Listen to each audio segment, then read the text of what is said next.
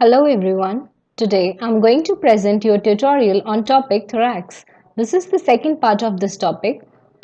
In this video, we would cover inferior thoracic aperture, diaphragm, openings in diaphragm and its related clinical anatomy.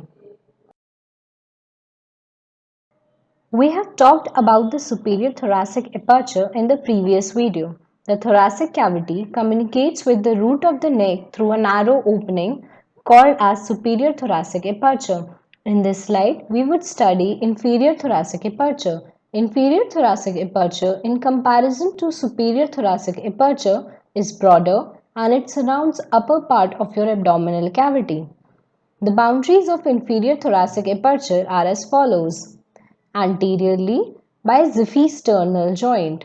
Ziphisternal joint forms the anterior boundary of the inferior thoracic aperture. So in this picture you can see this is your Ziphisternal joint.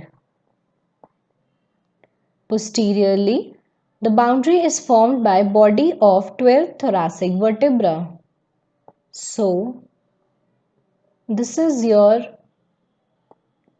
T12 vertebra.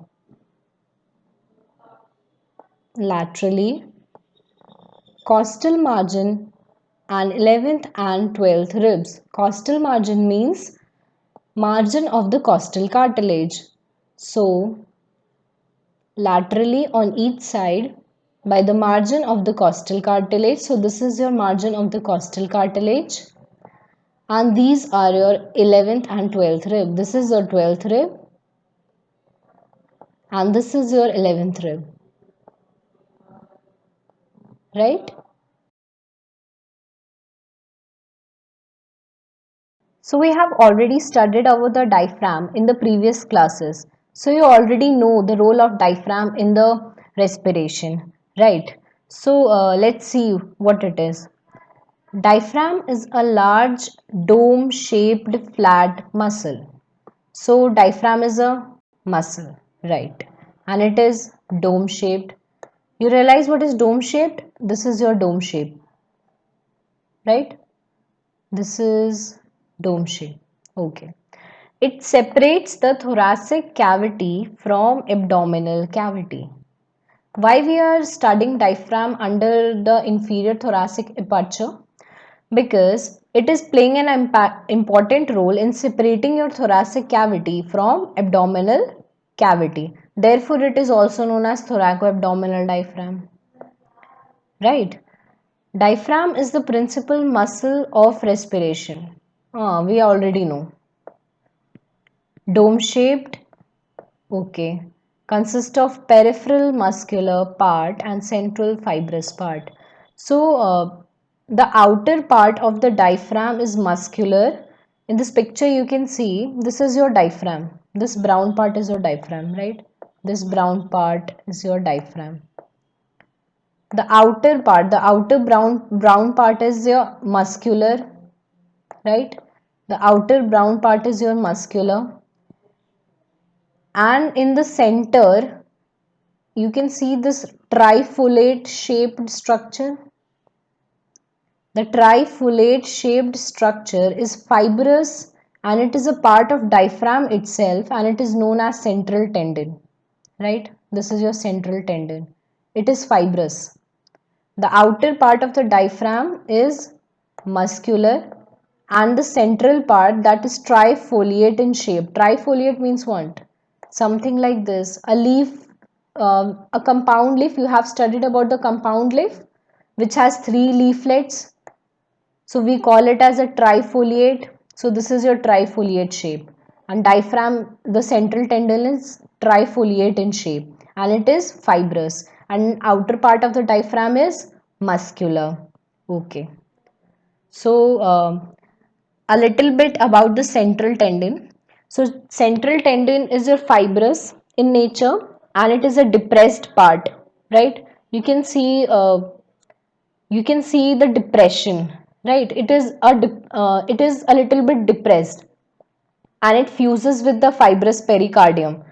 So here the central tendon fuses with the fibrous pericardium. So this is so here lies a fibrous pericardium and central tendon fuses with the fibrous pericardium. Okay. It is present more towards the sternum. So the central tendon, as you can see in this picture, it is present more towards the sternum. So this is your sternum. This is your cut part of the sternum. We are looking at the diaphragm from inferior. This is the inferior view. We are looking at it from inside, right? We are looking at it from inside. This is your inferior surface of the diaphragm, and we are looking at it from inside. So this is your sternum, right? Sternum. This is your sternum. Okay, and these are your vertebral bodies. These are your vertebral bodies. So, as you can see in this picture, it is very much clear that the central tendon is more towards the sternum than towards the vertebral bodies. So, it is more towards the sternum. Okay. Coming to the relations and surface of diaphragm. Diaphragm has two surface, right? It has two surface, superior and inferior surface, right? So this is your superior surface. This is your superior surface. Superior surface. And this is your inferior surface. When we are looking at it from inside, this is your inferior surface, right? Okay, so superior surface is your dome shaped and it is covered by endothoracic fascia. Endothoracic fascia. It is covered by endothoracic fascia. Fascia is like a stocking. You have studied about it in general anatomy, right? The inferior surface is lined by diaphragmatic fascia and parietal peritoneum. Okay, so first of all, what is peritoneum? Peritoneum is a membrane which lines your abdominal viscera, abdominal cavity, and your pelvic cavity, right? So the the inferior surface, this is your inferior surface. This is your inferior surface. It is lined by diaphragmatic fascia and parietal peritoneum. The superior surface is lined by endothoracic fascia and inferior surface is lined by parietal peritoneum and diaphragmatic. This is diaphragmatic fascia, right? So talking about the relations on the right side, uh, let's say this is your right side, this is your left side. Okay, so the right side, on the right side of the diaphragm, there is right lobe of the liver, right?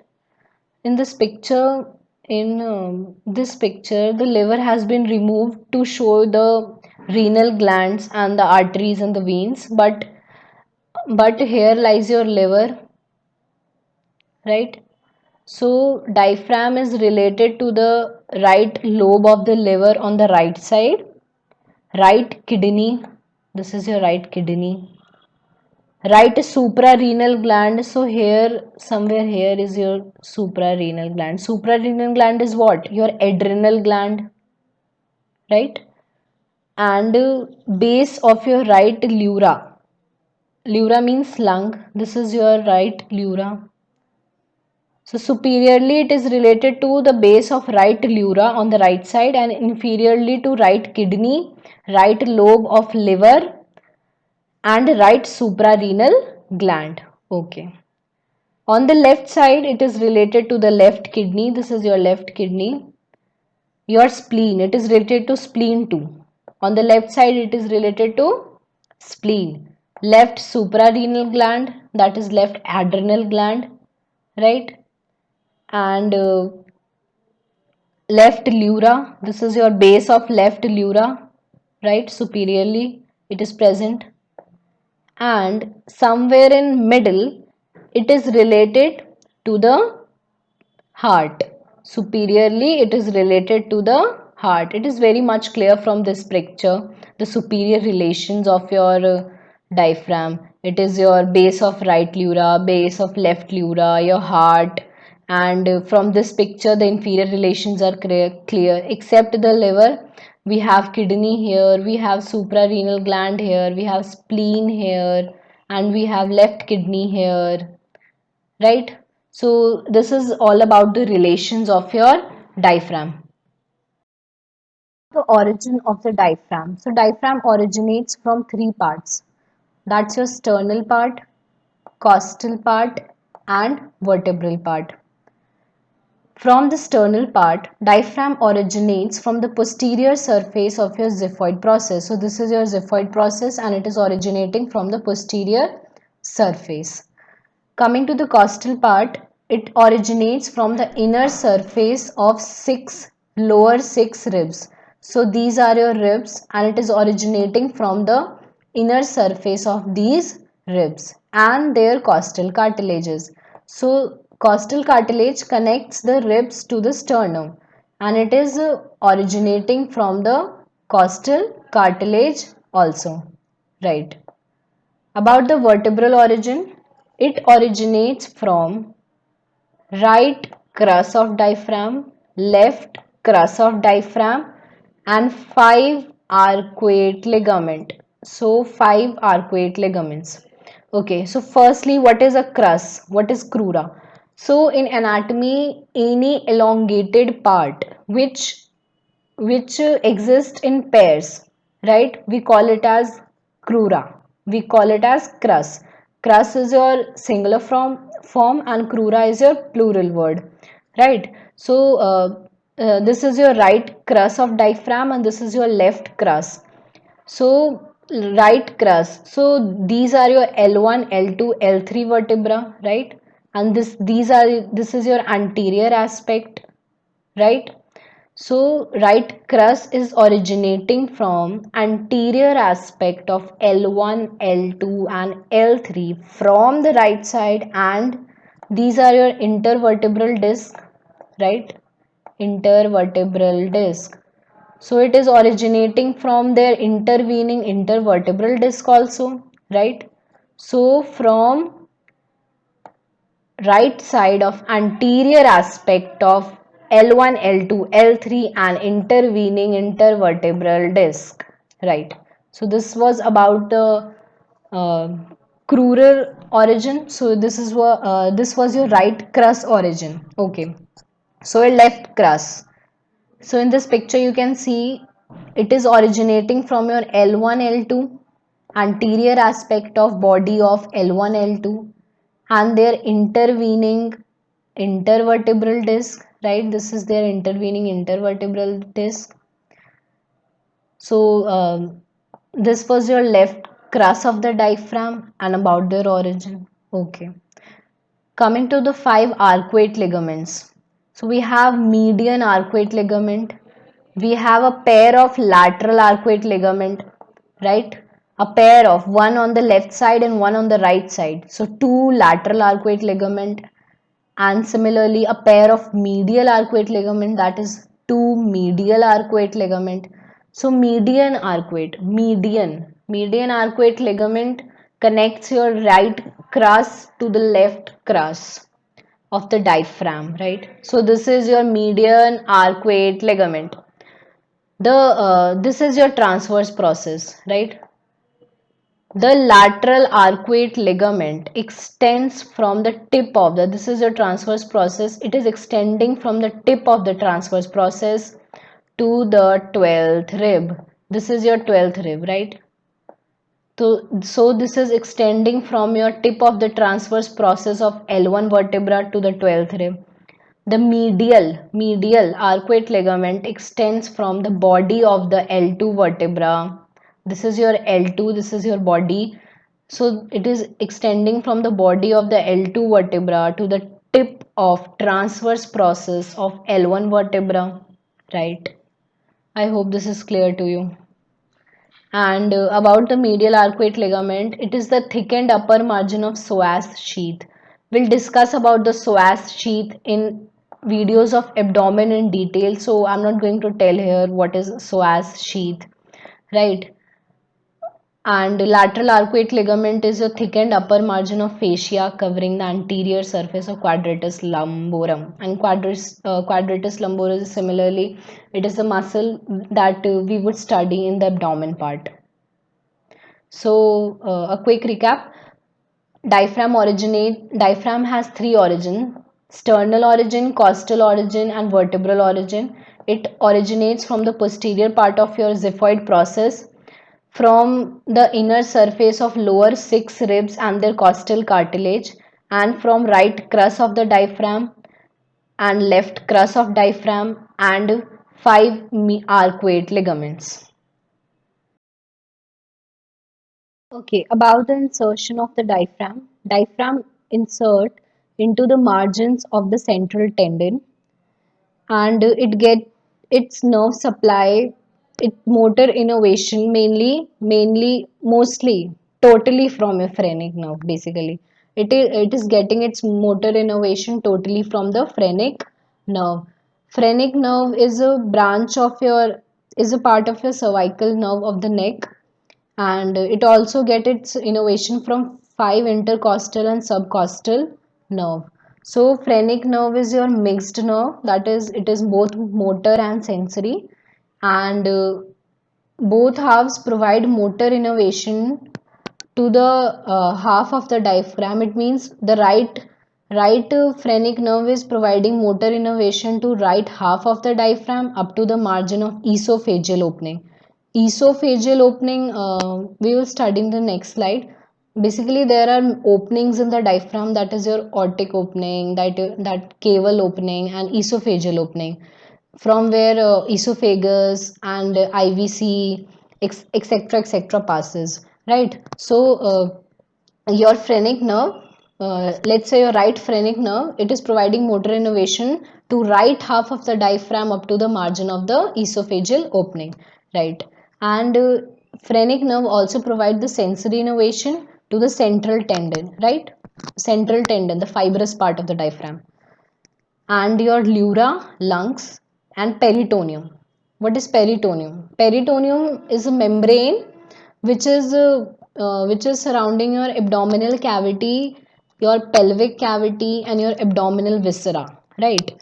So it is providing, phrenic nerve is providing sensory innervation to your central tendon, the fibrous part of the diaphragm, the pleura, the peritoneum, that is related to the diaphragm. The pleura and the peritoneum related to the diaphragm.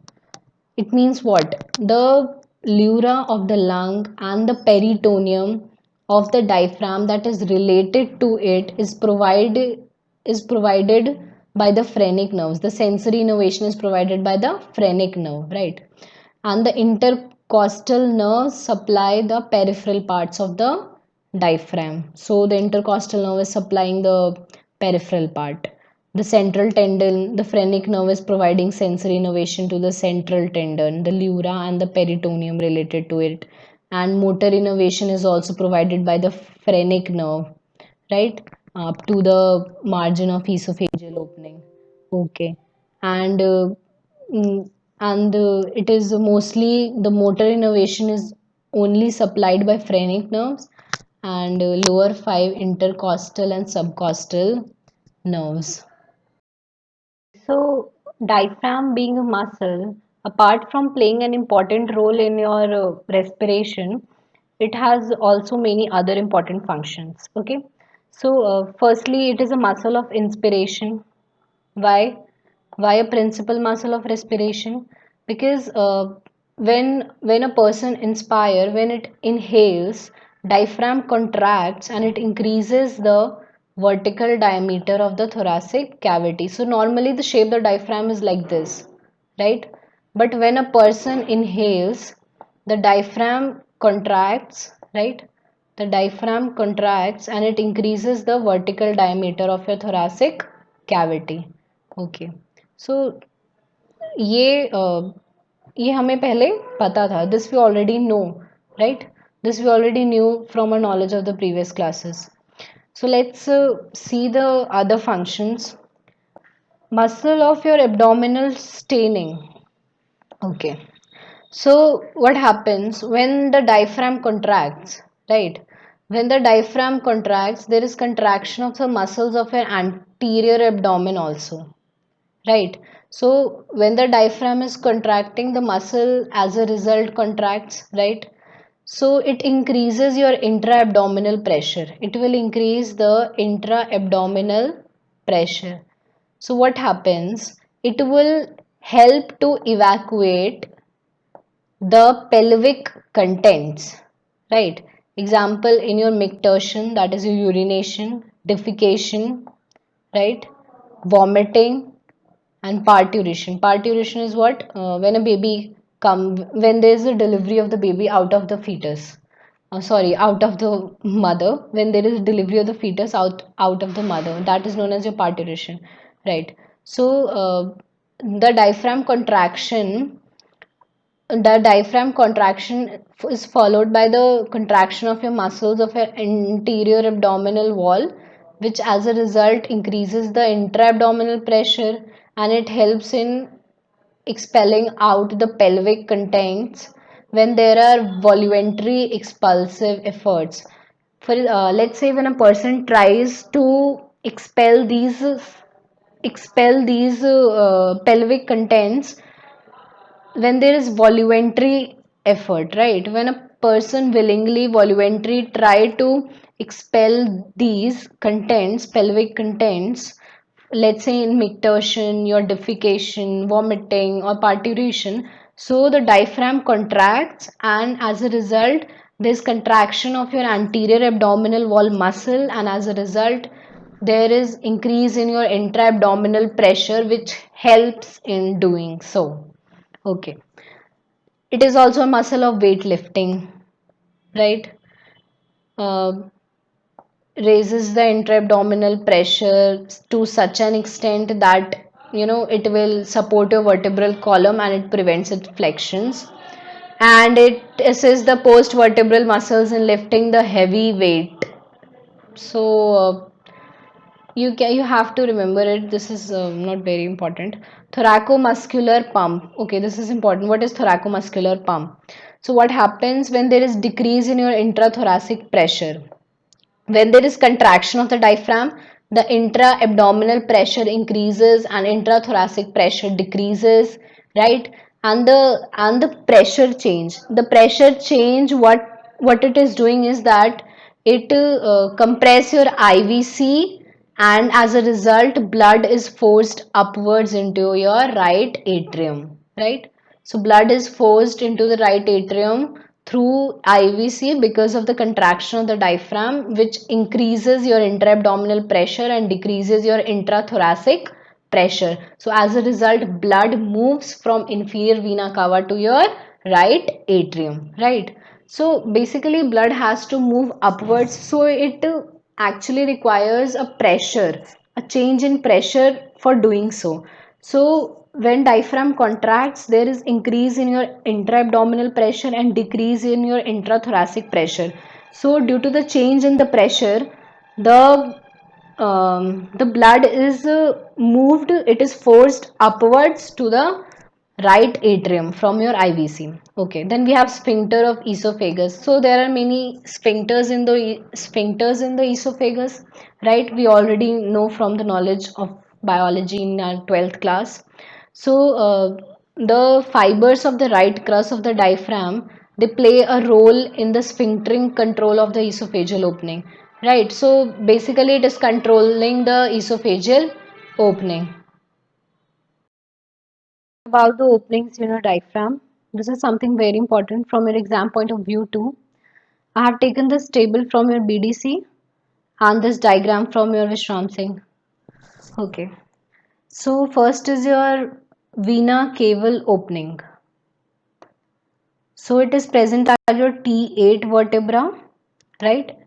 At the junction of right and median leaflet of the central tendon. So I already told you that your central tendon is trifoliate in shape, right? Trifoliate in shape. So this is your right leaflet. this is your median leaflet. So the vena cava opening is present somewhere here between the right and median leaflet. It is quadrilateral in shape. And what are the structures passing? Inferior vena cava, right phrenic nerve, which is providing motor innervation to your diaphragm, and lymphatics of liver. So in this picture you can see this is the quadrilateral shaped caval opening from which the right phrenic nerve and IVC and lymphatics of liver passes. Okay, and it is present at the T8 level. Then we have esophageal opening, which is present at your T10 level, vertebra T10, and it is present at the splitting of your right crus. It is elliptical in shape. So in this picture you can see this is your elliptical shaped esophageal opening from which esophagus passes. This is your esophagus, both vagal trunks and left gastric vessels passes. Then we have aorta, aortic opening. It is present at the T12, thoracic 12 vertebra behind median arcuate ligament. This is your median arcuate ligament. This is your aorta, right? So, aortic opening is present behind your median arcuate ligament. What are the structures passing through aortic opening? From the aortic opening, aorta is passing obviously. Thoracic duct passes and azygous vein passes. Okay. So this was your aorta, and behind it the structure in purple is your thoracic duct, right? And behind and lateral to it we have azygous vein that is in blue shape. Let me zoom it. Okay. So your vena cava opening is quadrilateral in shape and the structures passing are IVC, right phrenic nerve, lymphatic of liver. So you can remember it as V O A, T8, T10 and T12. And then you have to remember the structures passing through them, right? This is the last slide of your this video, and in this video we are going to study about the clinical anatomy of the diaphragm, right? Clinical anatomy related to its diaphragm. Okay, the first is your diaphragm paralysis. So whenever we talk about a nerve, the the most common lesion is the paralysis of that nerve. So diaphragm is supplied by a phrenic nerve, right? So there can be injury to your right phrenic nerve leading to paralysis of your right part of the diaphragm, right? And whenever there is an injury to the left side of the phrenic nerve, left phrenic nerve, there can be paralysis of your left part of the diaphragm. And sometimes there can be bilateral injury also. It means injury to the both right and left phrenic nerve, which can lead to paralysis of the complete diaphragm, right? And it is a serious condition and it leads to respiratory failure, right? Second, we have hiccups. Hiccups means hitchkey. So it is an involuntary. It occurs due to involuntary. Involuntary means unwillingly. Spasmodic means which is characterized by an involuntary muscular contraction. So it is due to involuntary spasmodic contraction of the diaphragm plus closure of the glottis, right? So it is characterized, the anatomical reason of hiccups is due to any involuntary spasmodic contraction of the diaphragm plus closure of the glottis, right? And it usually occurs after eating or drinking as a result of any gastric irritation. There are some pathological causes of hiccups also, like irritation in diaphragm, phrenic nerve irritation, hysteria means any kind of excitement, or uremia, that is increase of urea in your blood. Then we have hernia. What is hernia? Hernia is basically bulging of organ through an abnormal opening. Whenever an organ bulges out through an abnormal opening, we call it as a herniation. So herniation also occurs in your diaphragm, right? as the level of esophageal hiatus. Was the level of esophageal hiatus? T10. T10 was the level of your esophagus opening. So the stomach herniate into posterior mediastinum. So it can herniate into the posterior mediastinum. That is known as hiatal hernia. There are many types of hernia. I have discussed only hiatal hernia here. And diaphragmatic hernia can be congenital, means genetic, right? Genetically, it can occur due to genetic causes also, and it can as occur as a result of abnormality in the development of the diaphragm in the fetus. So whenever there is a problem in the development of the diaphragm in the fetus, in the baby, in at the time of fetus development, so it can result in herniation, right? So here abdominal organs protrude into the thoracic cavity. The abdominal organs like your stomach, your intestine comes into the thoracic cavity, and it causes problem in the development of lungs, which causes problem in the functioning of the lung after the birth, right? Diaphragmatic hernias can also be acquired, so it can be acquired also, right? Because of some trauma, if there is a trauma, or such as in your accident. In accident, also diaphragmatic hernias can occur, which can lead to protrude of abdominal organs into your thoracic cavity, such as your intestine and your small intestine, or it can due to a fall also, right? So surgery is the only repair to diaphragmatic hernia. Only surgery is required to repair the diaphragmatic hernia. Okay, guys, don't forget to like, share, and subscribe. So this is all about the second part of the thorax, and we will meet in the next part. And till then, stay safe, stay home. Thank you, and don't forget to like, share, and subscribe. And if you have any queries, let me know in the